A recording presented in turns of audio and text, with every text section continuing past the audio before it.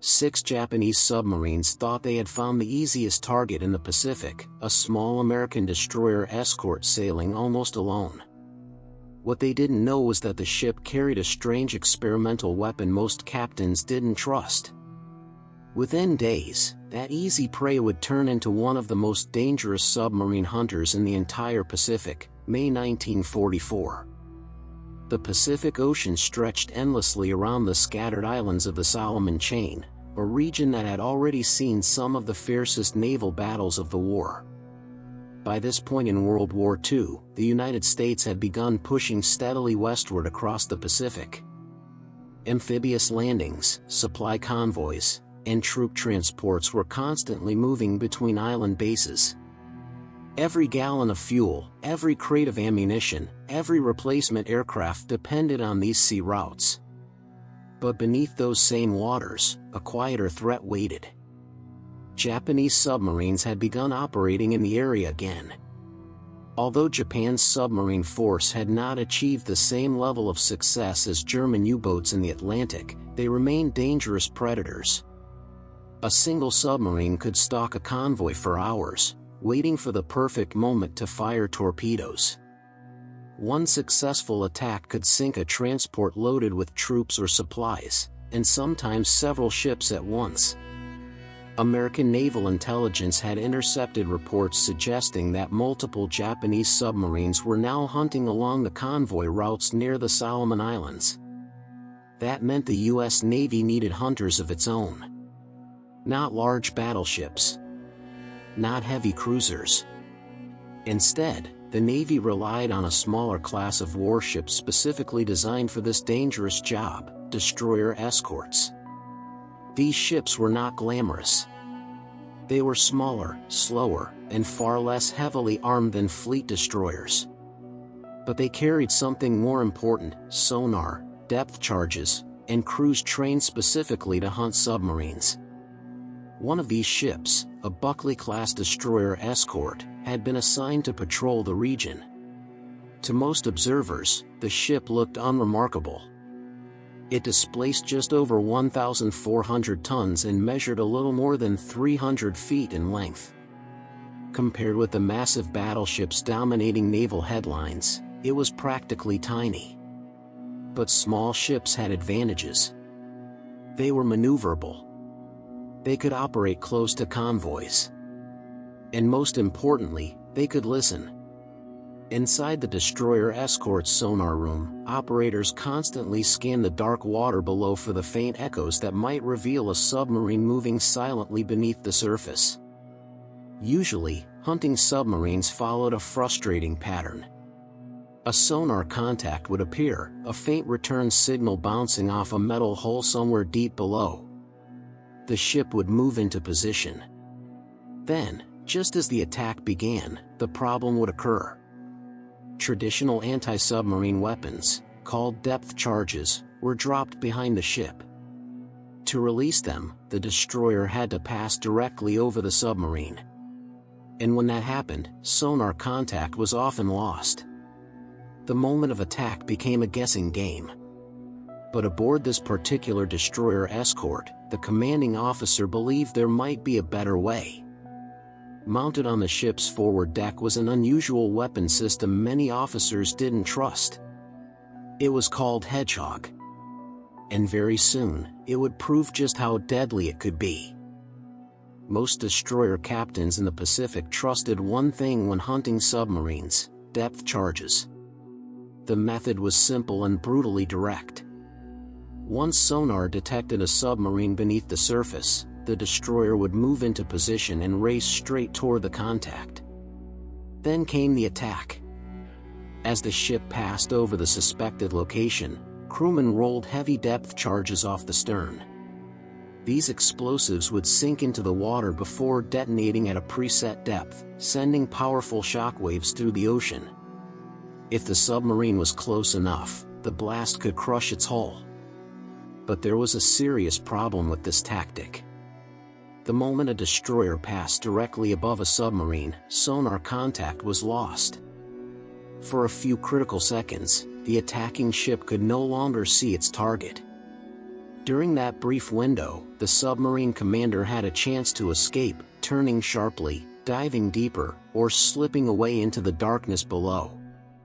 Again and again, submarines survived attacks simply because the destroyer had to guess where the target was during those final seconds.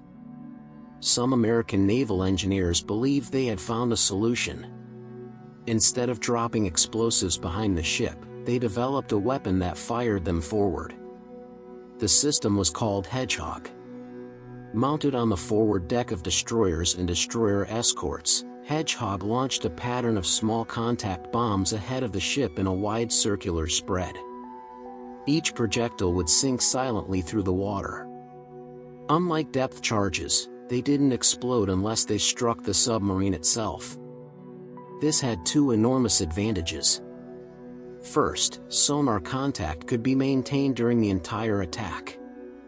Second, if there was no explosion, the crew immediately knew they had missed, allowing them to attack again instantly. On paper, it sounded revolutionary. In practice, many officers were skeptical. Early training exercises produced mixed results. Sometimes the pattern landed slightly off target.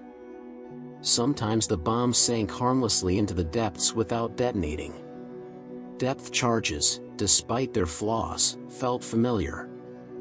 Hedgehog felt experimental. Many captains preferred to stick with what they already trusted. But the commander of the small destroyer escort patrolling near the Solomon Islands had a different view. He believed Hedgehog solved the biggest weakness in submarine hunting. If sonar contact could be maintained during the attack, the submarine would have almost no chance to slip away. Late one night during patrol, the sonar operator's voice suddenly cut through the quiet tension of the ship.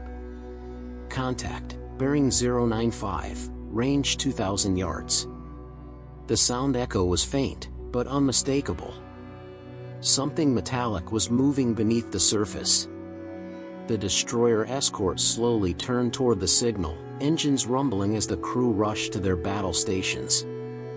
Depth charges were ready. But this time, the commander had no intention of using them. Instead, he gave a different order. "Prepare Hedgehog." On the dark forward deck, the strange launcher system was already pointed toward the ocean ahead. If the sonar contact was correct, the ship was about to attempt something few captains in the Pacific were willing to try. And somewhere below the waves, a Japanese submarine had no idea it was about to become the first target. The ocean was calm, but aboard the destroyer escort the tension was thick enough to feel. Inside the sonar room, the operator leaned over his equipment, headphones pressed tightly against his ears. The faint metallic echo from below the surface pulsed steadily through the speakers.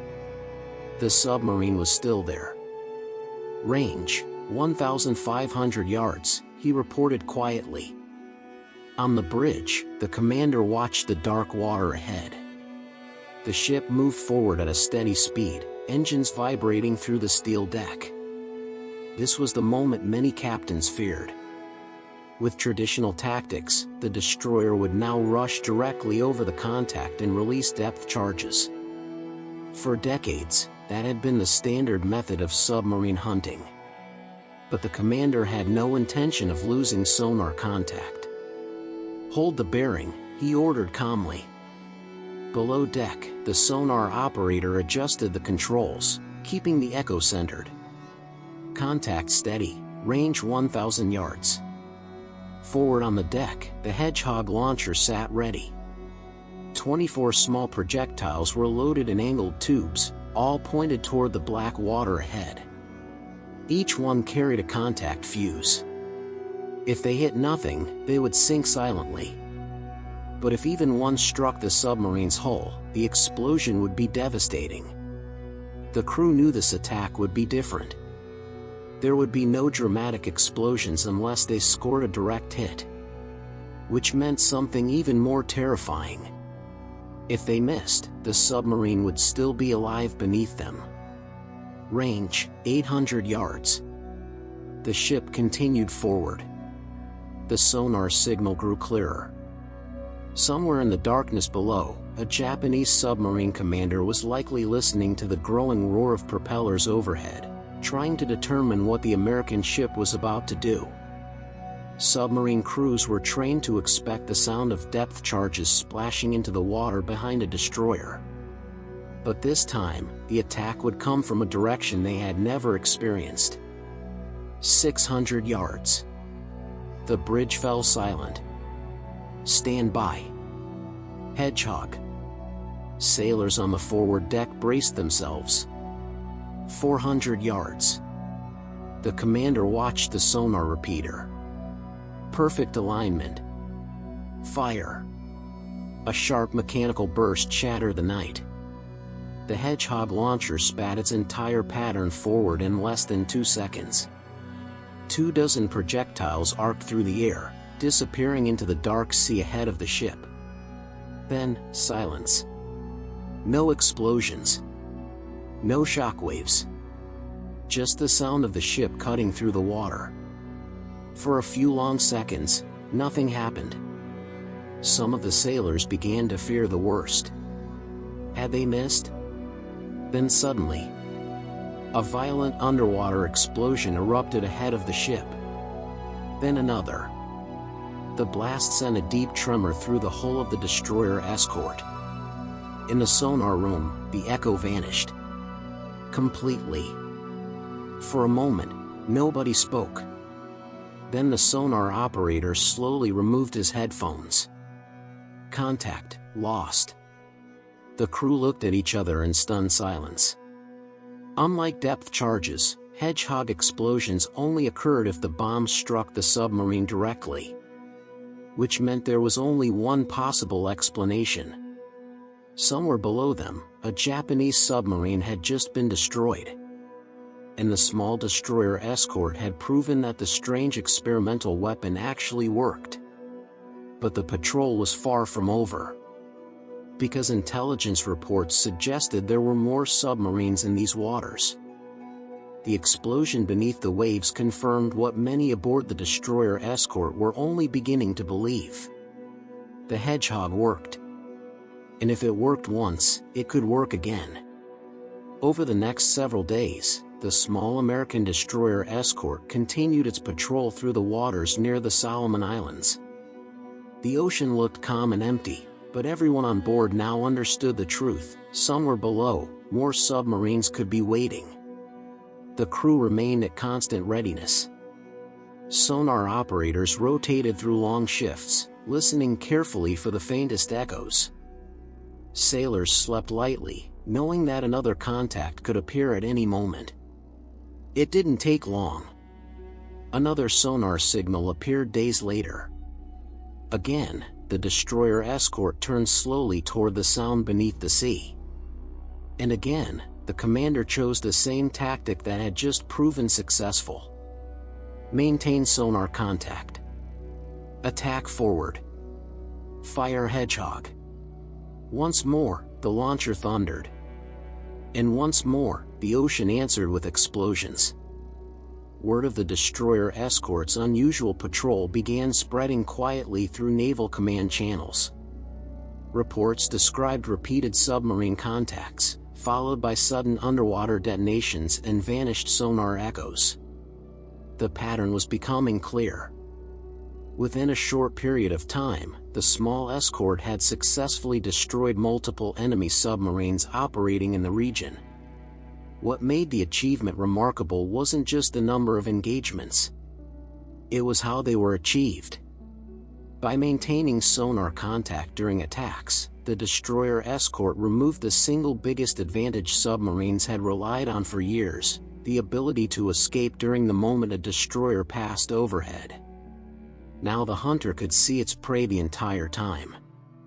Naval commanders studying the patrol reports immediately recognized the implications. The Hedgehog system, once viewed with skepticism, suddenly looked like one of the most effective anti-submarine weapons in the Pacific. Soon, more destroyers and escorts began adopting the same tactics. Forward-firing attacks. Continuous sonar tracking. Precise strikes instead of blind explosions. The patrol of one determined commander had quietly helped change the way the U.S. Navy hunted submarines. For the Japanese crews operating beneath the Pacific, the change was terrifying. What once seemed like a small, vulnerable escort ship had become something far more dangerous. A silent hunter. And from that moment forward, any submarine stalking Allied shipping had to consider a new possibility. The next destroyer escort they encountered might not be an easy target at all. It might already be aiming directly at them.